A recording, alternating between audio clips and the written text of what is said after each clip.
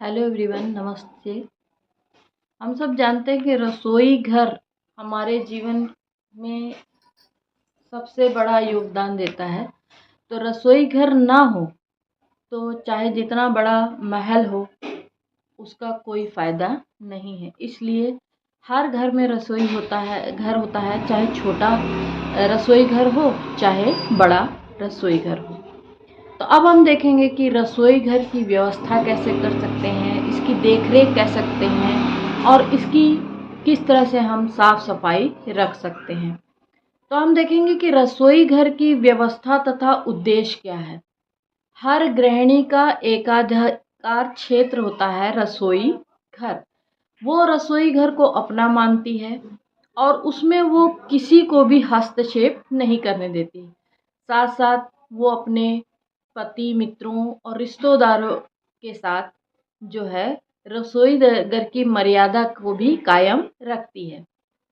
इसलिए उसका परम कर्तव्य होता है कि वो अपने रसोई घर को उचित व्यवस्था में रखे।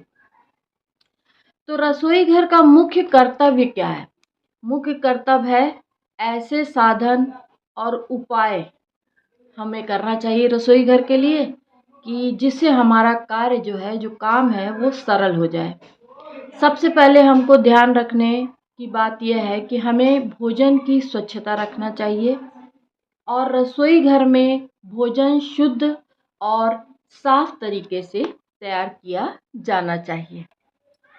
जब भी गृहिणी रसोई घर में काम करे तो उसको ये ध्यान में रखना चाहिए कि रसोई घर जो है उसमें जो भोजन बनता है वो पौष्टिक होना चाहिए और संतुलित होना चाहिए। संतुलित होने का अर्थ है कि उसमें सभी पोषक तत्व, लगभग 5 पोषक तत्व होते हैं: कार्बोहाइड्रेट, प्रोटीन, विटामिन, खनिज लवण और वसा। इसको ध्यान में रखकर भोजन को बनाना चाहिए, तभी वो अपने परिवार को स्वस्थ रख सकती है। अब आप देखिए कि एक कुशल गृहिणी किसे कहा जाता है। एक कुशल गृहिणी वह होती है जो समय की बचत करती है, कम समय में अधिक लोगों के लिए भोजन तैयार करती है और उसे कुशल गृहिणी कहा जाता है। अब हम देखेंगे कि रसोई घर गृहिणी का सबसे मुख्य मेन कार्य क्षेत्र होता है और इसलिए रसोई घर की सुव्यवस्था का ध्यान रसोई घर गृहिणी को ज़रूर रखना चाहिए और जिससे उसके परिवार का सुख बना रहे, उसके परिवार का स्वास्थ्य अच्छा रहे। रसोई घर की जो और भी बातें हैं, जैसे कि रसोई घर की स्थिति क्या होना चाहिए।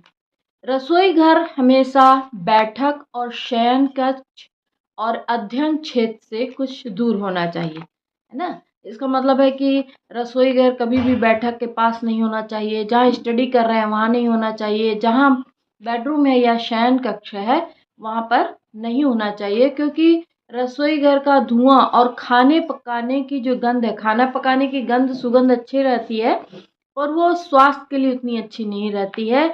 और वो रसोई घर जो है हमेशा स्टोर रूम के पास ही होना चाहिए, बगल में स्टोर रूम होना चाहिए और अलग से स्टोर रूम नहीं है तो जो सामान है उनको हम रसोई घर की अलमारी में रख सकते हैं।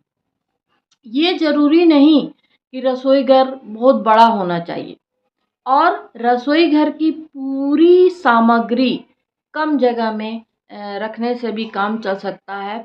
और रसोई घर ऐसा होना चाहिए जहाँ पर हवा आ सके, धूप आने के लिए रोशनदान हो, खिड़की और दरवाजे का उचित स्थान यहाँ होना चाहिए, प्रबंध होना चाहिए।